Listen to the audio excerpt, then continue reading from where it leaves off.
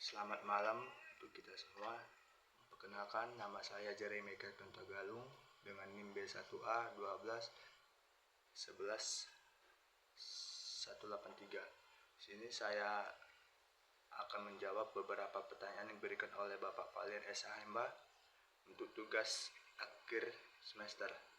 Yang pertama itu, dalam alternatif penyelesaian sengketa dikenal ada 3 pendekatan penyelesaian sengketa, yakni A. Power based, B. Right based, dan C. Interest based. Apa yang dimaksud dengan interest based tersebut dan bagaimana perbedaan antara interest based dengan power based dan right based? Jelaskan dengan mengemukakan contoh. Interest based atau pendekatan berfokus kepada kepentingan dan kebutuhan mendasar dari pihak-pihak yang terlibat dalam sengketa.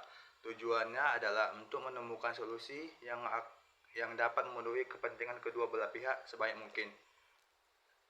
Pendekatan ini cenderung lebih kolaboratif dan berorientasi pada win-win solution. Contohnya, dua perusahaan sedang bersengketa mengenai penggunaan teknologi paten tertentu. Alih-alih berfokus pada siapa yang memiliki hak atas paten atau right based, atau siapa yang memiliki kekuatan lebih untuk menang, atau power based, mereka memilih pendekatan interest based. Mereka duduk bersama untuk mendiskusikan kebutuhan bisnis masing-masing dan menemukan solusi yang menguntungkan kedua belah pihak, misalnya melalui kesepakatan lisensi yang saling menguntungkan.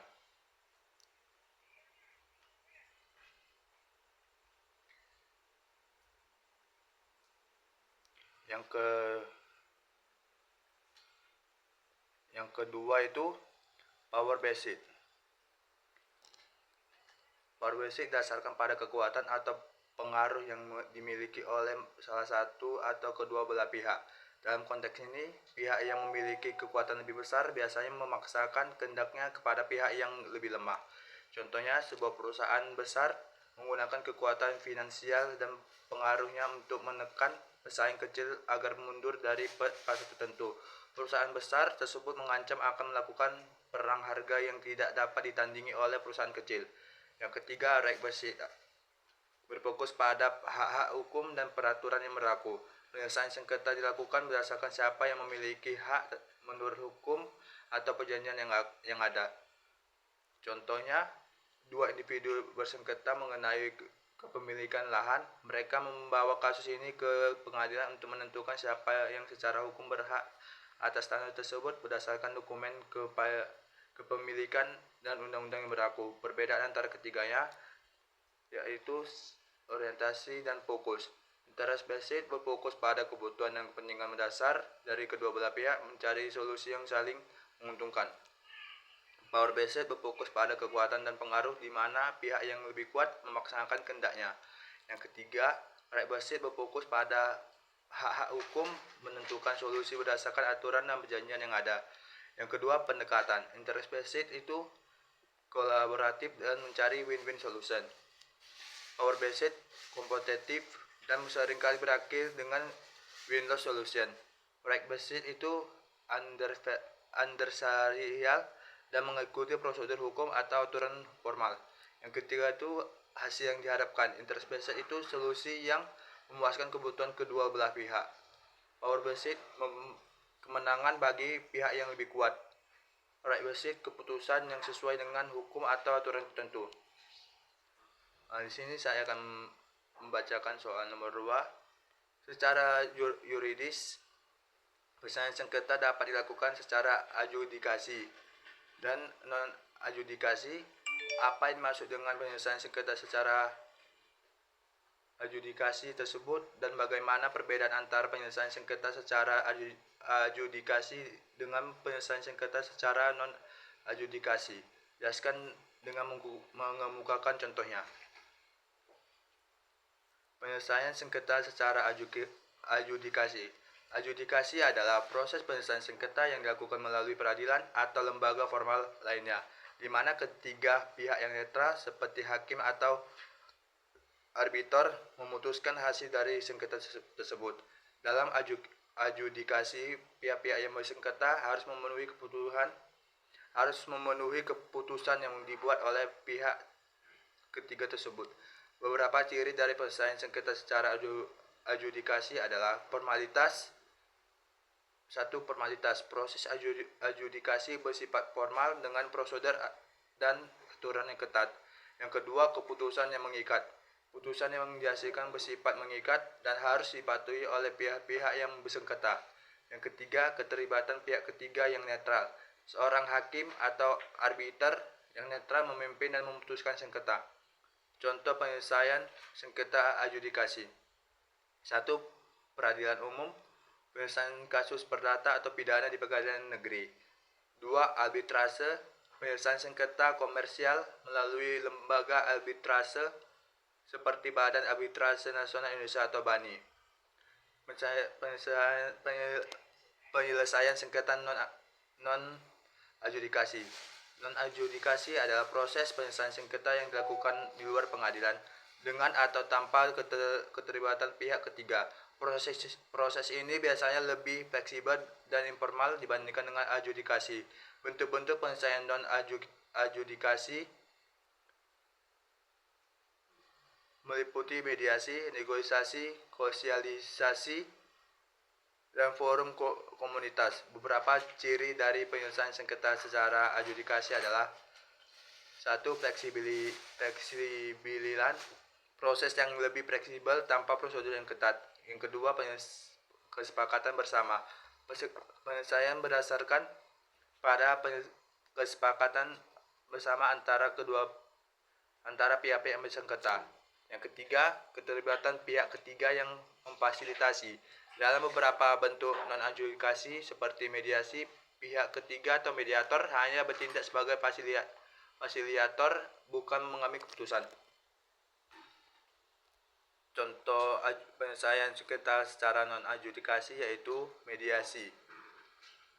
Penyelesaian sengketa keluarga melalui mediator untuk mencapai kesepakatan yang saling menguntungkan. 2. Negosiasi, penyelesaian sengketa bisnis dengan melakukan perundingan langsung antara kedua belah pihak untuk mencapai kesepakatan. Ketiga, penyelesaian sengketa ketenagakerjaan dengan bantuan konsiliator untuk mencapai kompromi. Perbedaan utama yaitu prosedur dan formalitas. Adjudikasi melibatkan prosedur yang formal dan ketat, sementara non-adjudikasi lebih fleksibel dan informal. Yang kedua, keterlibatan pihak ketiga. Dalam adjudikasi, pihak ketiga memutuskan hasil sengketa, sedangkan dalam non-adjudikasi, pihak ketiga hanya memfasilitasi atau tidak terlibat sama sekali. Yang ketiga, keputusan yang mengikat. Hasil adjudikasi mengikat dan harus dipatuhi, sedangkan hasil non-adjudikasi berdasarkan kesepakatan bersama dan lebih bersifat sukarela. Soal yang ketiga, penyelesaian sengketa secara non-adjudikasi dapat dilakukan melalui konsultasi, negosiasi, mediasi, dan konsiliasi. Apa yang dimaksud dengan penyelesaian sengketa melalui konsiliasi tersebut dan bagaimana perbedaan dengan konsultasi, negosiasi, dan mediasi? Jelaskan dengan membukakan contohnya. Konsiliasi adalah proses penyelesaian sengketa di mana pihak ketiga yang independen, yang dikenal sebagai konsiliator, membantu para pihak yang bersengketa untuk mencapai kesepakatan. Konsiliator memberikan saran atau usulan yang tidak mengikat untuk membantu para pihak mencapai solusi yang menguntungkan. Perbedaan dengan konsultasi, negosiasi, mediasi. Yang pertama, definisi. Proses di mana para pihak yang bersengketa meminta saran atau panduan dari pihak ketiga yang memiliki keahlian atau mengetahui kasus terkait masalah yang dihadapi. 2. Karakteristik. Tidak ada keputusan yang dapat diambil oleh pihak ketiga, hanya memberikan informasi dan saran. Contoh, perusahaan meminta pendapat ahli hukum mengenai interpretasi kontrak yang diperdebatkan. 2. Negosiasi. Definisinya proses langsung antara pihak-pihak yang bersengketa untuk mencapai kesepakatan secara bersama-sama tanpa keterlibatan pihak ketiga. Kedua, karakteristik. Para pihak sendiri yang berunding dan memutuskan hasil akhir. Contoh, dua perusahaan yang berdebat tentang pelanggaran kontrak melakukan pertemuan langsung untuk menemukan solusi yang dapat diterima oleh kedua belah pihak. Yang ketiga, mediasi. Definisinya yaitu proses di mana mediator membantu para pihak yang bersengketa untuk berkomunikasi dan bernegosiasi guna mencapai kesepakatan. Mediator tidak memaksakan keputusan tetapi memfasilitasi diskusi. Karakteristik mediator membantu dalam proses komunikasi tetapi tidak memberikan usulan keputusan yang mengikat. Contohnya, dalam sengketa antara pekerja dan manajemen, seorang mediator membantu kedua belah pihak untuk berdiskusi dan mencapai kesepakatan mengenai kondisi kerja. Yang keempat, konsiliasi. Definisinya proses penyelesaian sengketa di mana konsiliator memberikan usulan dan rekomendasi untuk penyelesaian, tetapi tidak bersifat mengikat. Karakteristik konsiliator aktif memberikan saran yang konkret dan mencoba mendekatkan posisi kedua belah pihak. Contohnya, dalam kasus sengketa dagang internasional, konsiliator memberikan beberapa usulan yang spesifik untuk menyelesaikan perbedaan interpretasi perjanjian perdagangan.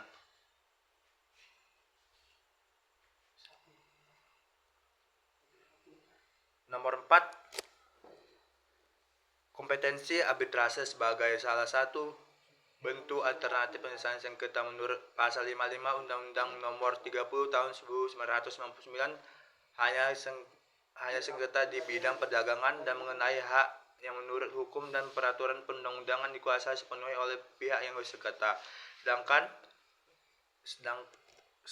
sengketa yang tidak dapat diselesaikan melalui arbitrase adalah sengketa yang menurut peraturan perundang-undangan tidak dapat diadakan perdamaian. Jelaskan arti dari kompetensi arbitrase tersebut dan mengenai contohnya.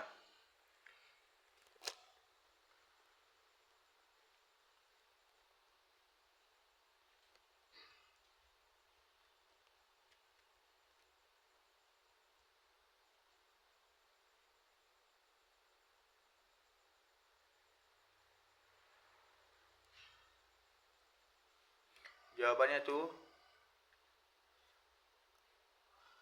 arti kompetensi arbitrase. 1. Sengketa di bidang perdagangan.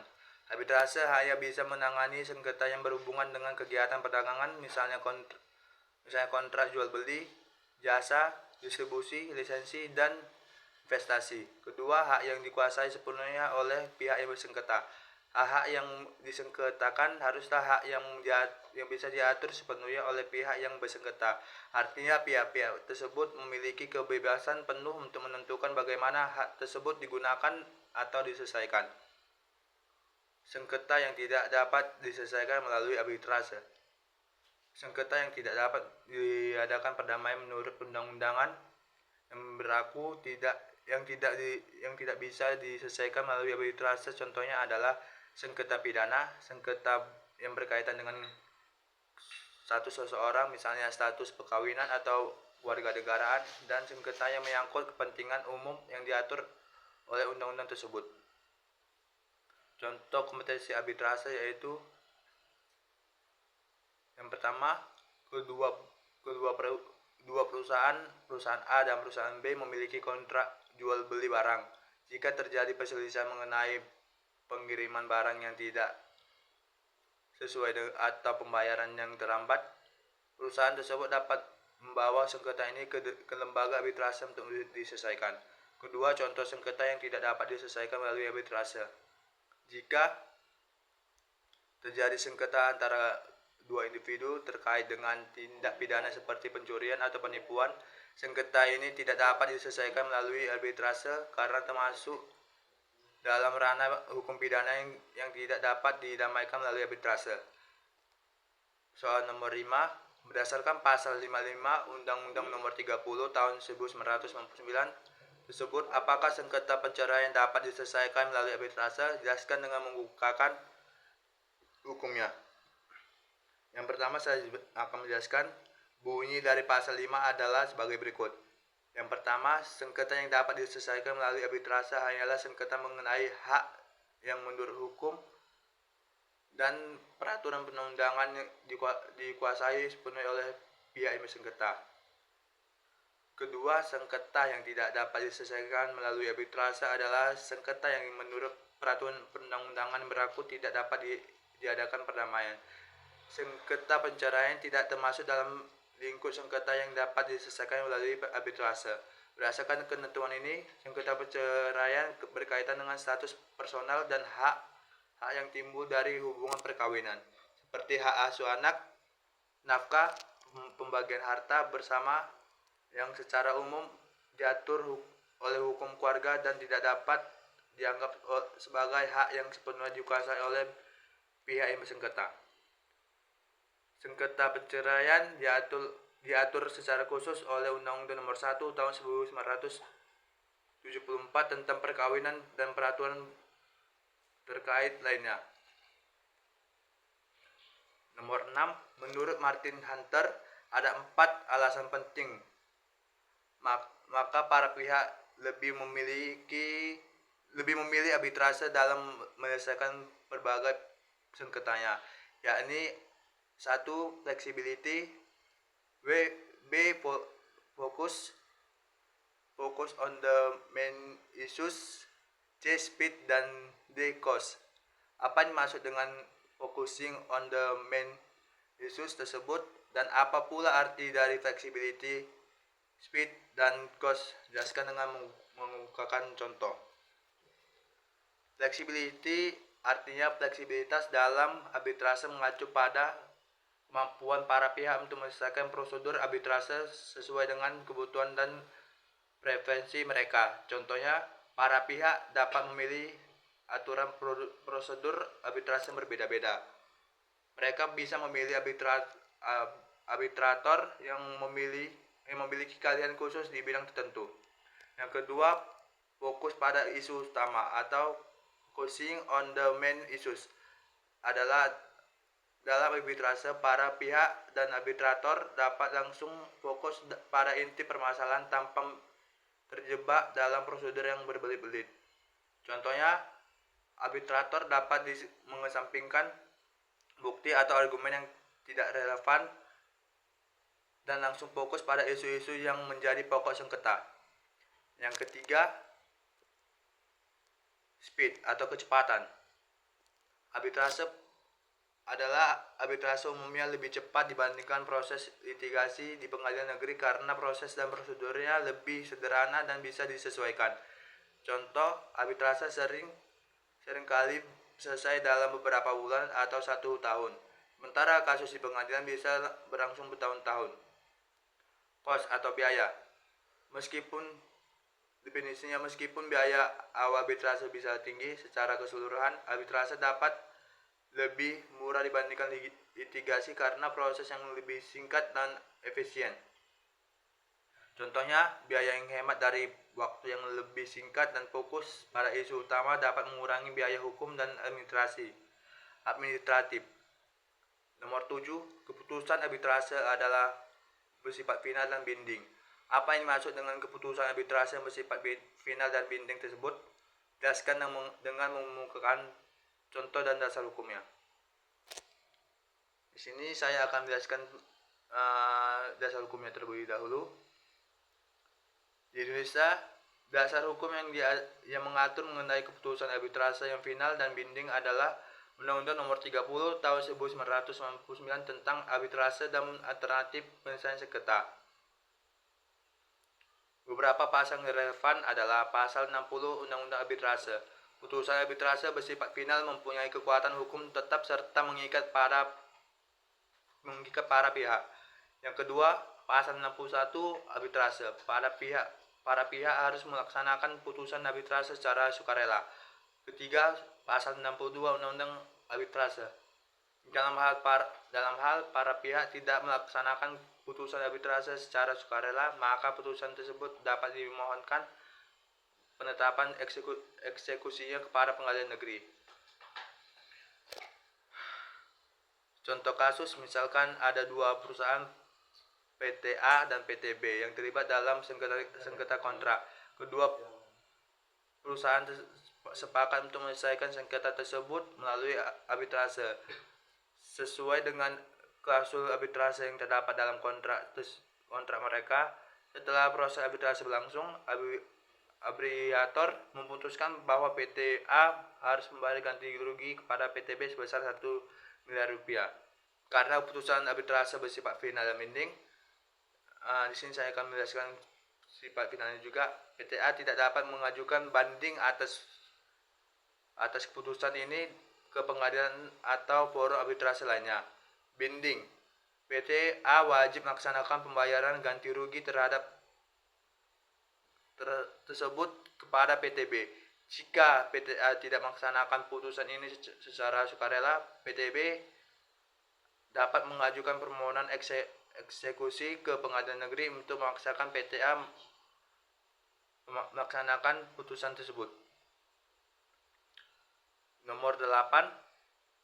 Walaupun keputusan arbitrase tersebut bersifat final dan binding, akan tetapi upaya hukum apa yang harus dilakukan jika para pihak tidak melaksanakan putusan arbitrase tersebut dengan sukarela? Jelaskan dengan mengemukakan contohnya. Jika para pihak tidak melaksanakan putusan arbitrase, pihak yang menang dapat mengajukan permohonan eksekusi putusan arbitrase ke pengadilan negeri yang berwenang.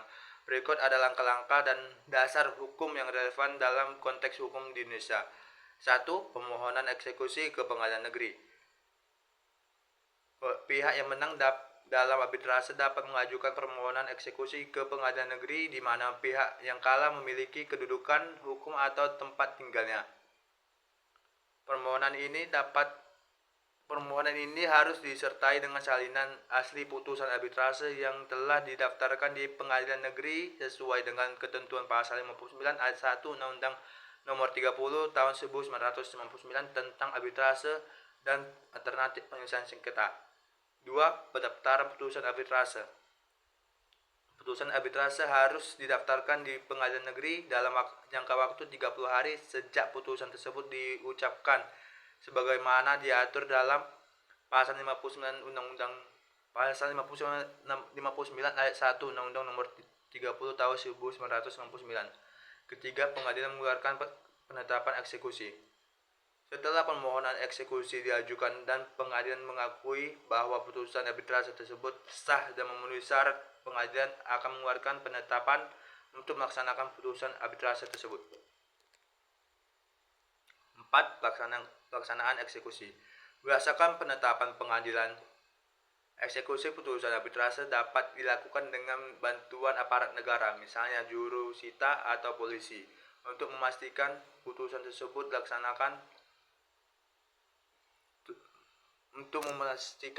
bahwa putusan tersebut dilaksanakan.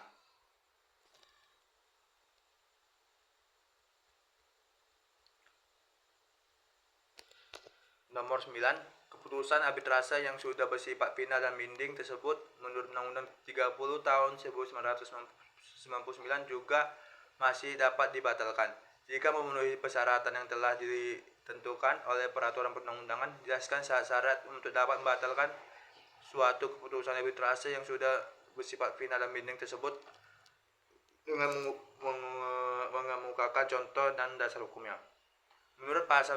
Menurut Undang-Undang Nomor 30 Tahun 1999 tentang arbitrase dan alternatif sengketa, keputusan yang arbitrase bersifat final dan binding atau mengikat masih dapat dibatalkan jika memenuhi syarat-syarat tertentu.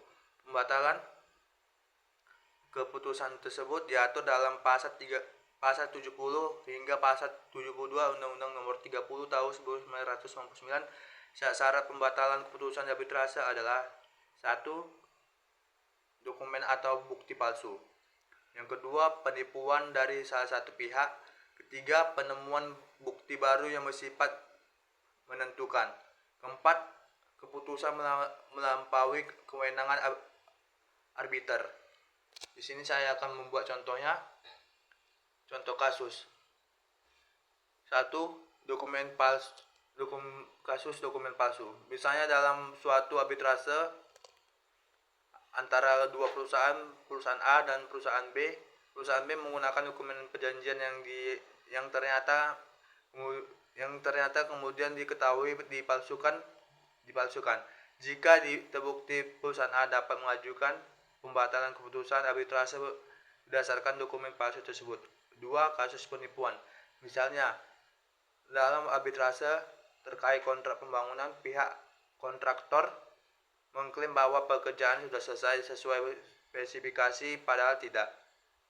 Dan klaim tersebut didukung dengan laporan palsu. Jika kemudian diketahui bahwa laporan tersebut adalah hasil penipuan, putusan arbitrase dapat dibatalkan.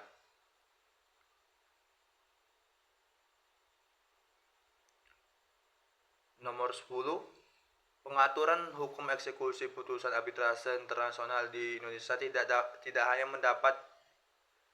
terdapat dalam perundang-undangan nasional, melainkan juga dalam konvensi internasional yang telah diratifikasi oleh Indonesia. Jelaskan persyaratan eksekusi putusan arbitrase internasional tersebut dengan mengungkapkan dasar hukumnya.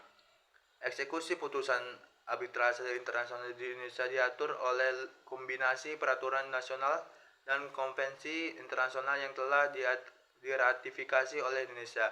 Berikut adalah persyaratan eksekusi putusan arbitrase internasional di Indonesia serta dasar hukumnya. 1. Dasar hukum nasional. Undang-Undang Nomor 30 Tahun 1999 tentang arbitrase dan alternatif penyelesaian sengketa. Terdapat di pasal 65-69 mengatur tentang pengakuan dan eksekusi putusan arbitrase internasional di Indonesia. Yang kedua, konvensi internasional. Konvensi New York tahun 1958 tentang pengakuan dan pelaksanaan putusan arbitrase asing. Indonesia telah meratifikasi Konvensi New York melalui putusan Presiden nomor 34 tahun 1981. Konvensi ini mengharuskan negara peserta untuk mengakui dan melaksanakan putusan arbitrase yang dibuat di negara lain yang juga merupakan peserta konvensi, dengan beberapa pengecualian mirip dengan yang diatur dalam Undang-Undang Nomor 30 Tahun 1999 seperti ketidakmampuan para pihak untuk membuat perjanjian arbitrase atau pelanggaran terhadap ketertiban umum. Yang keempat, persyaratan eksekusi. Permohonan eksekusi putusan arbitrase internasional diajukan kepada Ketua Pengadilan Negeri Jakarta Pusat. Dokumen penting, asli atau salinan sah dari putusan arbitrase. Asli atau salinan sah dari perjanjian arbitrase, terjemahan resmi dalam bahasa Indonesia dari dokumen tersebut jika dalam bahasa asing. Yang ketiga itu pemeriksaan oleh pengadilan. Pengadilan akan memeriksa apakah putusan tersebut memenuhi persyaratan yang diatur dalam Undang-Undang Nomor 30 Tahun 1999 dan Konvensi New York. Yang keempat, penolakan eksekusi. Eksekusi putusan arbitrase internasional dapat ditolak jika 1. Para pihak dalam perjanjian arbitrase tersebut dibawa ketidakmampuan hukum. Kedua, subjek sengketa tidak dapat diselesaikan melalui arbitrase menurut hukum Indonesia. Yang ketiga, terjadinya pelanggaran terhadap prosedur dasar atau prinsip keadilan. Yang keempat, putusan bertentangan dengan ketertiban umum Indonesia. Inilah yang bisa saya sampaikan. Saya mengucapkan terima kasih.